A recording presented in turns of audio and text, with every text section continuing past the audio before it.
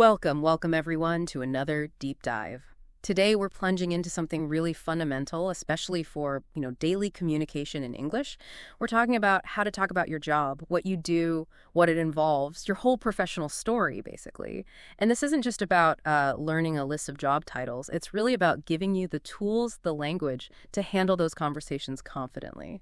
That's absolutely right. And for this deep dive, we looked at a really helpful resource from the Milay and Leo English podcast channel. It's designed, yes, for A1 English learners, focusing on those essential phrases.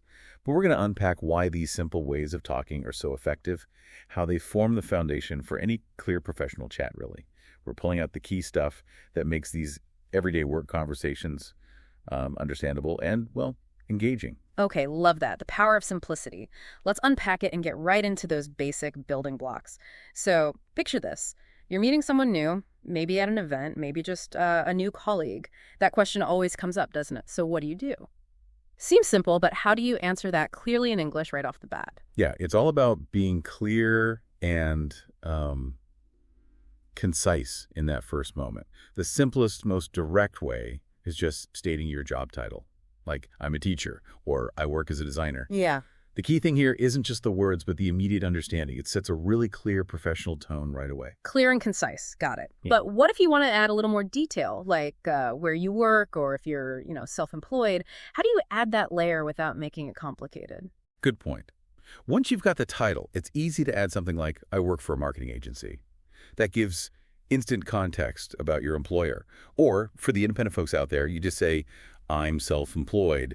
And that phrase, self-employed, it actually carries a bit of weight, culturally speaking, in English. It sort of implies independence, maybe being your own boss. It suggests self-reliance. So yeah, these phrases, they lay a really solid foundation without getting lost in the weeds early on. Right. Okay. So here's where I think it gets really interesting. Once you say the title, people often want to know, what does that mean? What do you actually do? Moving from the job title to the actual, daily grind, how do you talk about your responsibilities? Yeah, this is where you add the color. You move from just the label to the action. You can use really practical, active phrases. Things like, I manage social media, or I help customers every day. If you're a teacher, maybe I prepare lessons and teach English to students. Yeah. The important thing here is using those strong verbs. They show exactly what you do, making your role feel tangible. Okay, active verbs. And besides just listing things, are there specific phrases that really help define your main tasks? Highlight what you're actually accountable for. Definitely. The resource points out some great ones for emphasizing ownership. You can use I'm responsible for, followed by the task. For example, I'm responsible for planning the classes. It clearly shows accountability. Another really useful one is my main task is to, and then the action. Like, my main task is to make learning English fun. Mm-hmm. These clearly lay out your core duties. And then if you want to describe the rhythm of your day, there's a typical day at work looks like, followed by what you do. For instance, a typical day at work looks like teaching 5 classes and grading homework. Using these together really helps you add specific, understandable details. People get a much better picture than just the job title. Okay, that makes sense. So moving from specific tasks, what about the flow of the day? People are often curious about that, aren't they? The sort of 9 to 5 rhythm. How do you describe that daily routine simply? Yeah, it's about building that little narrative of your day. You can start with the basics when you start and finish. Simple phrases like, I start work at 9 a.m. and finish at 5 p.m. That sets the frame. It kind of conveys reliability and the basic structure of your time. And what about those common things lots of people do, like checking emails, going to meetings? How do you weave those in? Right, those are the universal bits that make it relatable. You could say something like, every morning I check my emails and attend a short meeting. Then maybe explain the next step, like, then I work on my main tasks until lunch. You're building that sequence. And to make it even more real, what about adding things like breaks or chatting with colleagues? Grabbing lunch together. Oh yeah, those details add the human touch, definitely. Makes it much more relatable. You could say, I usually have lunch with my colleagues at 1 p.m., or maybe I take a short coffee break in the afternoon.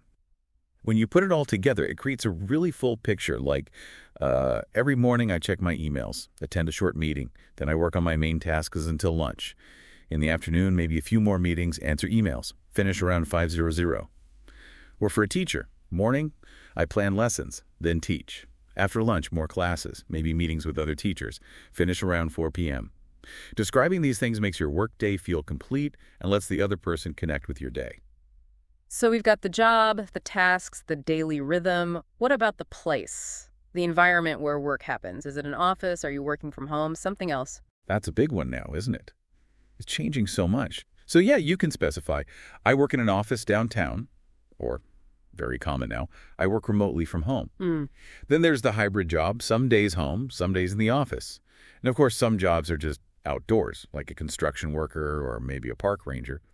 Each one paints a different picture about your work life. What I find fascinating, too, is describing the feel of the place, the atmosphere.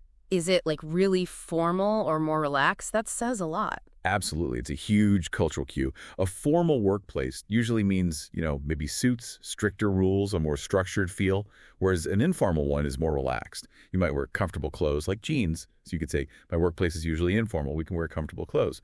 And beyond just clothes, talking about your colleagues adds another dimension, like my coworkers are very friendly and we often help each other. Or if it's a tight group, maybe I work in a small team and we are like a family. That conveys the human side. Right. And are there key words, specific vocabulary that help describe the environment or the work itself more precisely? Oh, definitely. The resource highlighted some crucial ones, like open space, that big office room with lots of desks, no walls. That affects how you work, right? Collaboration, noise. Then there's deadline. That's not just a word. It's like a core concept in most jobs. I have a deadline next week. Huge part of work life.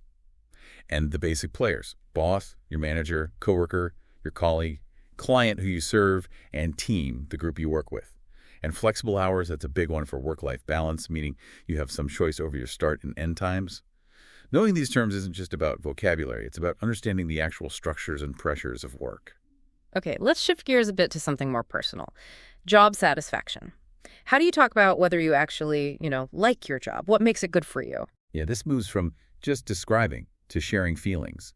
You can use phrases that directly say how you feel, like, I love my job because it's creative and I meet many interesting people. That's pretty clear. Or simply, I like my job because it's challenging, suggesting you enjoy growth. Or maybe the people are nice, focusing on the team. These are direct ways to share your feelings. And what about the specific things you like the most, or maybe not so much? That can be quite revealing. Yeah, that kind of self-awareness is great, even for beginners. You can say something like, I enjoy teaching the most. What I enjoy least sometimes is grading papers. It separates the passion from the less fun parts.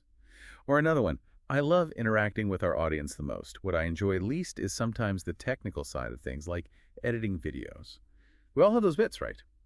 And if you're actually thinking about a change, you can be direct. I'm looking for a new opportunity. Means you want a new job. Or be more specific. I want to find a job with better pay.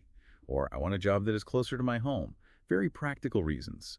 It's also really effective to acknowledge difficulties but still find the positive. Like, my job can be stressful sometimes, but I love the team I work with. Shows balance, It makes for a more honest, relatable conversation. Okay, great point. Now let's rewind a little. Talking about your past. How do you discuss previous jobs and the experience you picked up along the way?